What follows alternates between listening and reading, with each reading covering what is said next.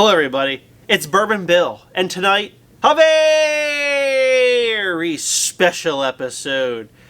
We're diving into one of my most anticipated and unexpected scores of the year.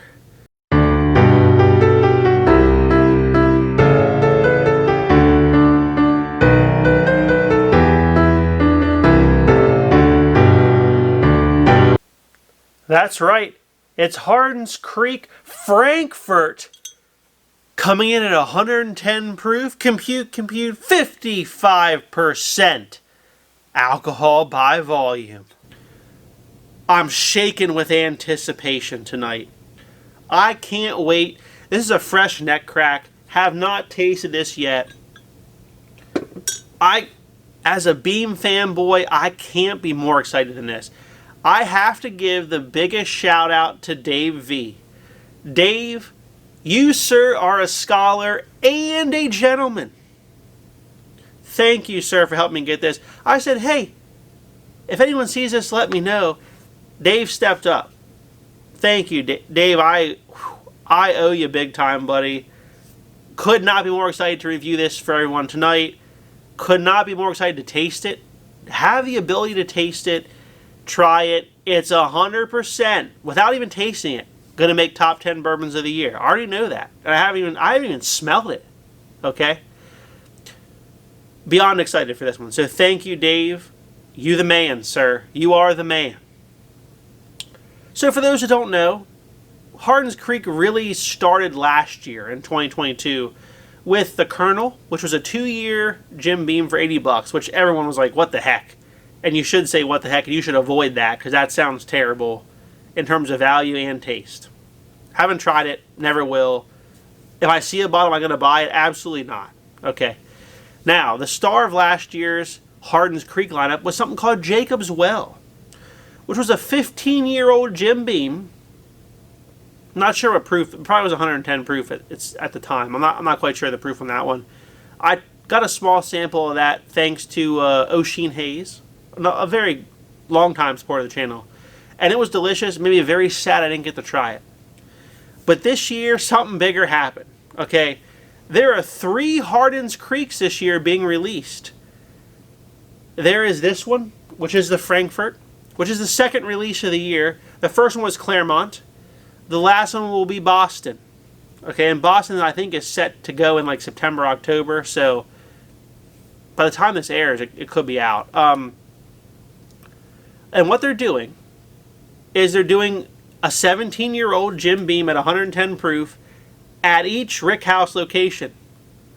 So there was the Clermont, there was the Frankfort, and the Boston warehouse location. And all of these bourbons were put down at roughly the same time 17 years ago.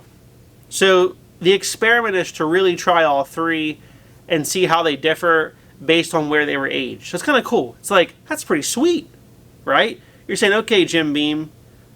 Now, the bad part is you got to collect all 3, which is really hard to do because A, they're limited, and B, they're expensive. MSRP on these is about $170, which if you think about it is $10 a year for 17 years, so it's a good value, honestly, for what you're getting.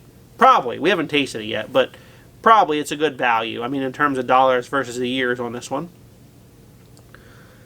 I probably would have liked to see Jim Beam release these in smaller bottles in sets of 3, so you could try all 3. It's going to be probably very few people are going to get to try all 3 of these. I know I won't. I certainly won't, unless one of you lucky viewers send me some samples of the other ones, the Boston and the Clermont. I'm not going to get to try all 3.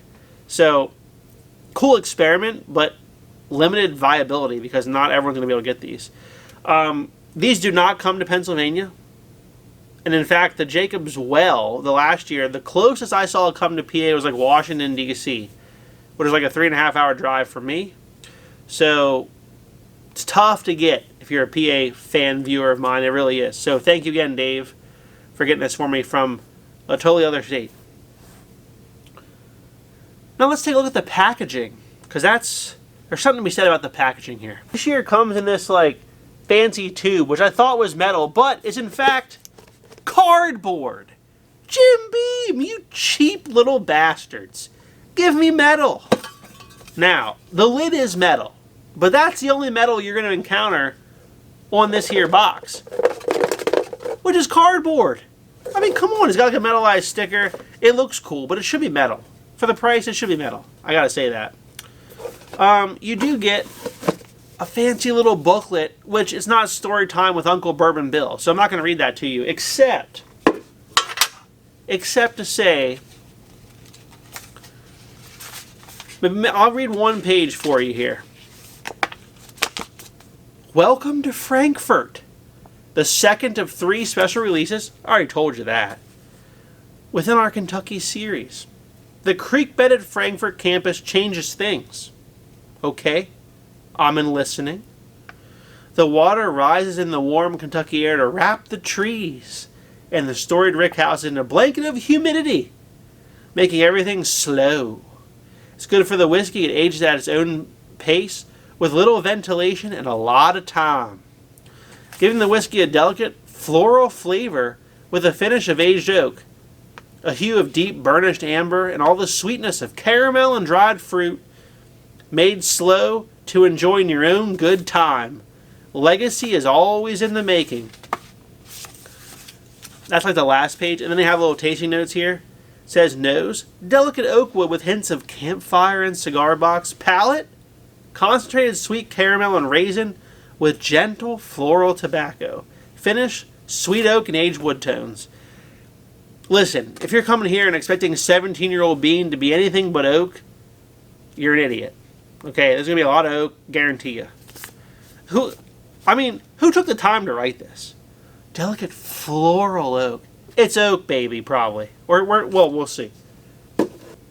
I gotta say, one of the most gorgeous bottles in the game. This is actually probably my favorite bottle I've ever had the privilege of holding. Okay, this is a dang gorgeous bottle. We got the ribbed for somebody's pleasure neck here on this. We got a metal neck tag medallion and a little leather choker because, you know, she's a bad girl, right? Got the leather choker on there. In all honesty, though, this is better than the Old Fitz decanters. I know everyone goes crazy. Old Fitz decanters, that's a traditional look. This is a modern look right here. And I much prefer this. Actually, if all my bottles looked like this and felt this hefty, I would love it. I really would. Got Jim Beam embossed on the side over here. Now, Jim Beam expects you to do a lot of math because they say here aged 204 months. And I'm like, compute, time to Google. That's 17 years. Okay, so you got to divide the 204 by 12 and you get 17. You get 17 years, okay? So a lot of computing going on here besides the proof, which I said was 110, compute, 55% alcohol by volume. So I'm digging this bottle. I'm digging everything about it. We flip the leather off here and we get what looks like a shiny copper cork. And you're like, my God, they put a metal topper on it. And you pull it off and you're like, well, wait a second. It's kind of heavy, but it doesn't feel solid metal. It's a synthetic cork. Now, I'm actually a big fan of synthetic corks. The real corks I like, but they tend to like crumble off into the liquor. I don't like that. Big fan of this cork. It's got a little bit of heft to it. It's not super heavy, but it's heavier than your average. And it's synthetic. So, Jim Beam, you could not have done better on the bottle on this one at all. One thing I will say, the inside of this, though, does have like a topographical map. So maybe if I take out my pocket knife and slit that open, that'll direct me to the Frankfort rick houses. We don't know.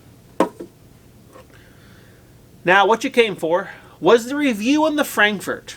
That's why you're here. You don't really give a shit about the packaging of the bottle. Right? Color-wise, medium. It's not as dark as I would have expected. It's not light, but it certainly is not as dark as I would have expected for a 17-year-old product at 110 proof. Now, they obviously did proof it down, but still, there's some water in here. Let's give it a nosing. Good Lord! Do we have a top 3 contender for the year? Oh, man. You know what's funny? I get the floral oak. I wouldn't call it floral oak, but it is tons of sweet oak on the nose. I get why they might say floral. I just say it's well-seasoned, well-aged oak on the nose.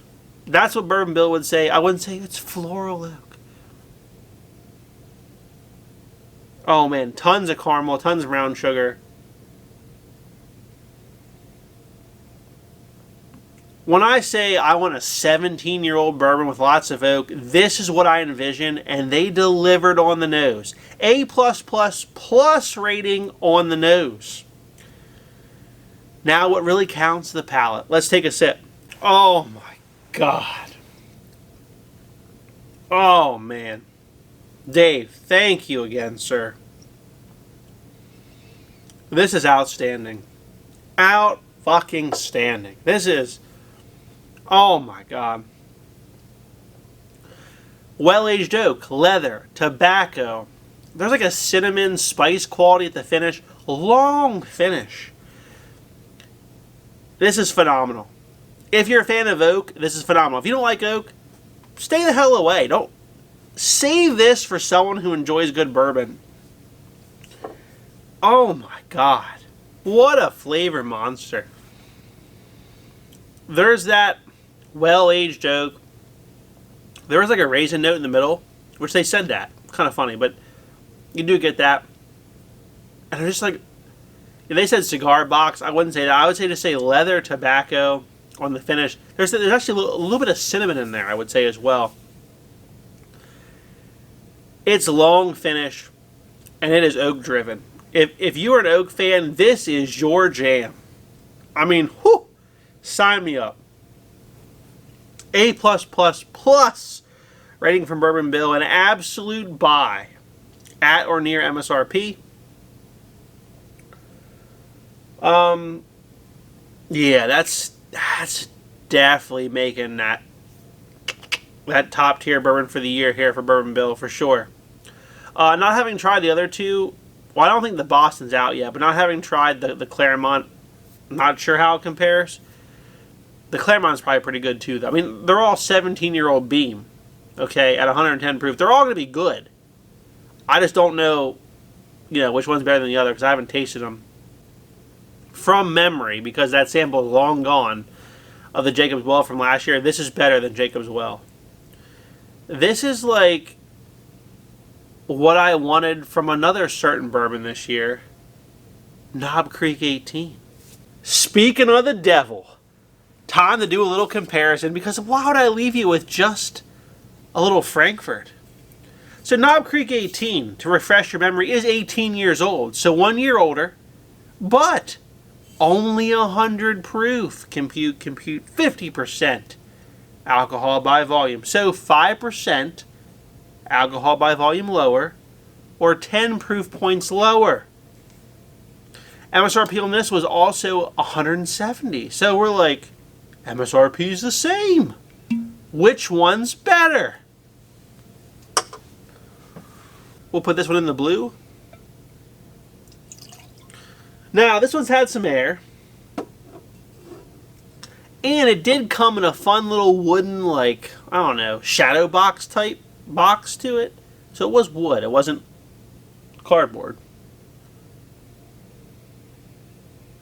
Oh man, the Knob Creek 18 just has like this orange oak aspect. It's got orange, which is not in the Hardin'sCreek.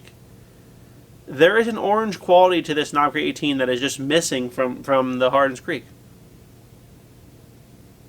Let's take a sip.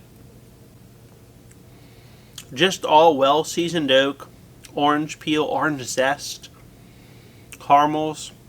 Knob Creek 18 is an absolute buy. One of my favorite whiskeys of the year. Actually, I guess I got that in... That might be competing this year. I gotta see when that came out. I think it came out last year, but I don't think it... I think I got it after. I don't think it competed in my bourbons of the year. I'll have to go back and look. To the Hardin'sCreek Frankfort. Oh yeah, the orange completely missing. These are different animals. There is well-aged oak here with like a raisin date note, a little bit darker. Oh man. Oh my god. The Frankfort's better. It really is. I adore the Knob Creek 18. I really do. I think it's the best Knob Creek they've ever done. With the exception of the Knob Creek 12 cash strength. That's a special limited release. But, yeah. The Frankfort here, just that date raisin note, the cinnamon, the like caramel, it carries a much longer finish with the 10 proof points. And it's better, I gotta say. Now, I'd be curious to try that at like 18 years. Like, when it hits 18, does it suddenly gain the orange? Because that would be interesting. It'd be like orange raisin and a higher proof. That would be... Whew. Gotta say, the Hardin'sCreek Frankfort is a little bit better than Knob Creek 18. And they are different animals. They are. Because of the orange note versus the date raisin note. I love both, so I want both bottles, and I do have both bottles now. Thanks again, Dave. So, not sad about either one. Both are excellent, excellent buys. Now, because I know you don't want to wait till like the end of the year competition, although it's going to come up, let's compare the Frankfort to some of our other favorite contenders for Bourbon of the Year. How about a little Jack Daniels 12 year? So definitely in the running here. This bottle could be the winner. Okay, can't get the damn cork out. 12 years old, 107 proof. So what's that? 3 proof points lower than the Frankfort?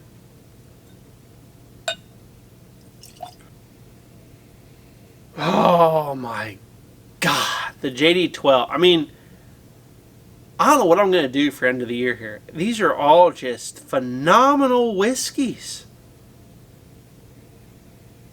This is well-seasoned oak with like a hint of banana and barrel char. So, to me on the nose, they're all equal, right? It's like, we got orange well-seasoned oak. We got raisin date well-seasoned oak. We got like banana well-seasoned oak. How do you choose? Am I supposed to flip a coin? I mean, my God. Let's take a sip. Oh my God, I've been transported to heaven here. Good Lord, the JD12 is phenomenal. So much barrel char and a hint of banana. And just the perfect amount of well-seasoned oak falls through in there. Good long finish. Let's go back to the Frankfort here. Oh, man. The Frankfort's almost sweeter with that, like, date raisin dessert note on the oak. Oh, my God. It's like picking between your kids, but I gotta give that to the Frankfort there, too. Oh, man. Oh. Pick yourself up a Hardin'sCreek. Do it. What are you waiting on? What are you waiting on? Go travel, drive, find one. It's absolutely worth it. But that's not all. Dun, dun, dun. Russell's Reserve 13 batch numero 5. Or 5, if you will. The latest... Besides the Heaven Hill 17, which is really hard to get, this is a back-to-back champion for Bourbon Builder's Channel for Bourbon of the Year. Okay, so it's not blind right now, but we're gonna pour some of this and compare it for you. Of course, it gets the Gold Champions Glen. 114.8 proof, the hottest tonight, and after I did a video on the Russell Reserve Batch 5, it was well received. Pat in the back. Whew. Okay, so the Wild Turkey Russell's 13, way more fruit on the nose, and the oak is actually dialed back a little bit. So these ages here are like, this one's less, right? If we say 13 is considerably less than 17 and 18. Now, it's pretty close to 12, right? The Jack Daniel's 12-year drinks closer to the 17 to 18-year range over here than I like to admit. It really does. The 13 here, though, This batch 5 specifically, you might have 4. I've never tried 4, but this batch 5 is very fruit forward on the nose. With that strong oak component there underlying that fruit. Let's take a sip. Good Lord, that's delicious. Oh, man. I mean, just the reason that Russell's 13 usually wins is the absolute perfection in balancing fruit and oak. Now, it's not the thickest tonight.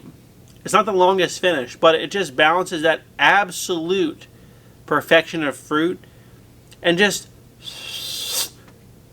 travels perfectly to the oak component. It's very good.